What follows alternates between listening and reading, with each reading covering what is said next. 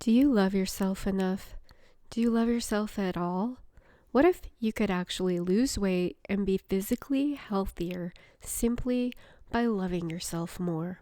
Welcome to the Women Rockin Midlife Podcast, Soulful Wellness to elevate your second act.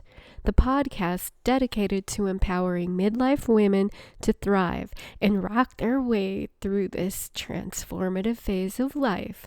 Hi, I'm your hostess, Kunkel. Join me as we explore this midlife thing together, and I guide you on a soulful journey of holistic wellness and self-discovery, ultimately leading you to your best, most energetic, most fulfilling life. When I was a kid and a teenager, I didn't love myself. I didn't even know it was a thing to love yourself. I was super shy, super insecure, and I had a massive inferiority complex. Loving myself wasn't even something I thought about. I just didn't feel important. I didn't think about it like that, though. It just was. Loving myself wasn't even a thing.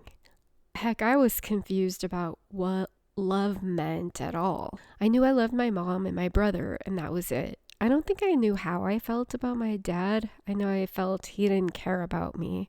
So to love myself now is quite an accomplishment. It's a complete 180 from what I used to be, from how I used to be.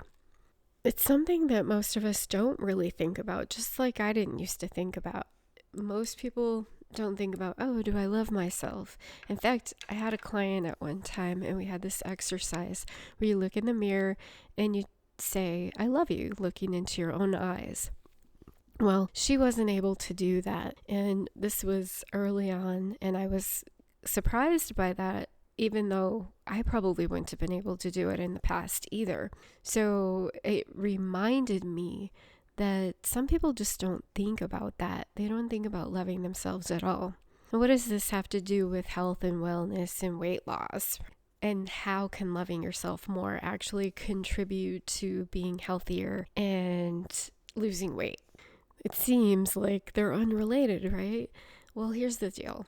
You get frustrated by not sticking to your diet or whatever. And in the last episode, in episode 1, I talked about diets and why extreme dieting is not a good thing. So if you want to hear more about that, go back to episode 1 and check that out. The bottom line is I'm not a fan of diets. I'm a fan of lifestyle changes and tweaking your habits.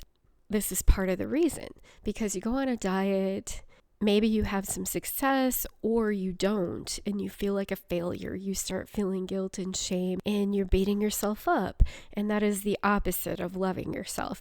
Maybe you even feel like you hate yourself. You put yourself down. And all of those things are emotions that are not supporting you. They're emotions that cause you to hold on to this negative, mucky energy. You are going to be feeling bad about yourself, and you're sort of perpetuating this cycle. It's almost like those emotions are being stored in your body and holding that weight on and making it even worse. Like, think of it in terms of stress, because those kind of emotions are similar to feeling stress, and you're generating these different chemical reactions in your body that are not supporting your health and your well-being. It affects your hormones and metabolism and all of those things. So that's from a physiological standpoint. It's obviously not good for your mental well-being to be feeling that way about yourself, to be beating yourself up, feeling guilty, feeling shameful, feeling like you failed at something. And like I said, if you listen to episode 1 where I talk about the extreme diets, you're setting yourself up for failure to begin with, because you're trying to take on a boatload of habits overnight. And that is not something that most people are going to be successful with no matter what. Self-love and nurturing yourself is going to help you bring everything back into balance. And this is good for your health and your well-being. Just think about it. When you feel frustrated with yourself, when you feel down on yourself, when you're talking down to yourself, do you feel energetic and healthy and like you can take on the world? Or do you feel heavy and unhealthy and low energy? And I don't mean like vibe energy. I mean like energy, like to do things, like physical energy, that you feel energetic rather than tired? Or do you feel tired and sluggish and like you're not going to have the actual physical ability to get things done? It's like, depression and you just want to stay in bed.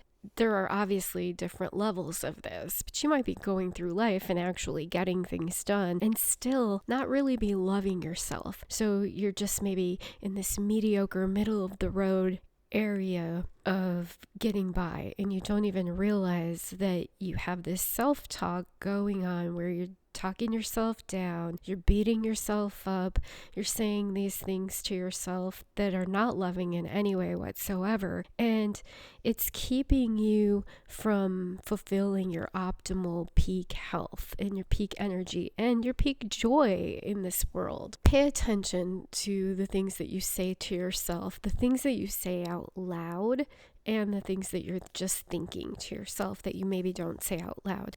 If you mess up on something, do you go, oh man, I should have known better? Or, do you call yourself stupid? Do you call yourself dumb? Do you call yourself an idiot? Like, pay attention to these kind of habits and patterns and see what you might not even really notice otherwise. Like, you're just on autopilot with this self-talk, with the language that you're using towards yourself. Instead of empowering language, are you using disempowering language? And even if you're the person who does, maybe you have affirmations that you say every day intentionally, are there other times when you're not being so intentional, when you're not being conscious, that you're saying things that contradict those affirmations? This is all really just about starting to pay attention to the things you're saying to yourself, the things you're thinking, even things you say to other people can sort of indicate what kind of self-talk you have going on and how you feel about yourself. That's a whole nother thing. You can look at people and how they affect you. Is there somebody that triggers you and you feel a certain kind of way about them and maybe it's not so great? Other people are mirroring back the things that we would like to change about ourselves, or maybe something we don't really like about ourselves, or something they're mirroring back ourselves regardless, even the good stuff, the things that we see in other people, it's mirroring back something about us. And I used to say to that, oh yeah, sometimes that's the case, but sometimes that's just how they are. Well, I was reading this book called Dark Side of the Light Chasers, where it's basically about shadow work. And there was something in there that was presented in a way that had me going, oh wow, yeah, everything and everyone truly is a mirror to me. And I just saw it and it clicked, and I would love to share with you what that was that I read in that book that switched me like that. Honestly, I don't remember. Just because it hit me that way doesn't mean it would hit you that way. Something to consider, that other people are a mirror for you. The good, the bad, the ugly, the beautiful, the stuff that you get excited about other people, that's reflecting back how you actually feel about yourself. So look at that too. And if you're like I used to be and you're saying, oh yeah, sometimes, that's okay. You'll get there. I did. Bottom line here is loving yourself more, paying more attention to your self-talk is going to support you in your wellness journey, in being both physically, mentally, well, not just both, but physically, mentally, and emotionally healthier.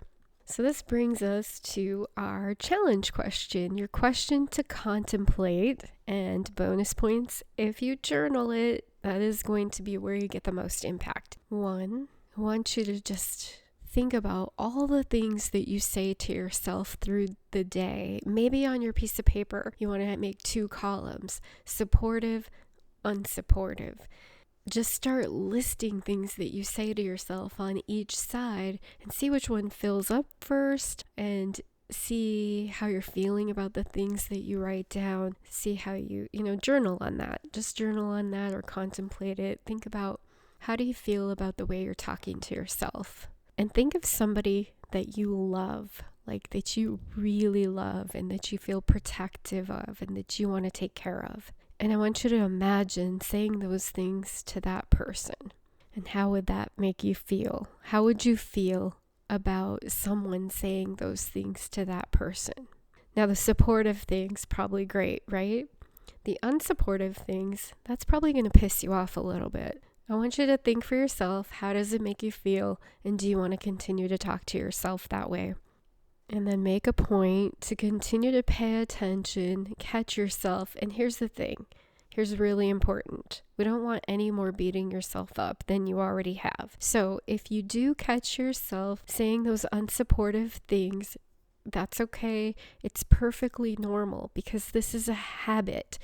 It might be a habit that you've had for your entire life. Those things maybe came from somebody else saying them to you. So give yourself some grace and some leeway and be gentle with yourself as you're doing this, and continue to adjust. Gently remind yourself, okay, I'm going to say these more supportive things more often instead of these unsupportive things. And just keep going. You got this. If you have gotten value from this episode and you know someone else who might, please pass it along to them. In the meantime, until next time, much love. Let's rock this midlife thing.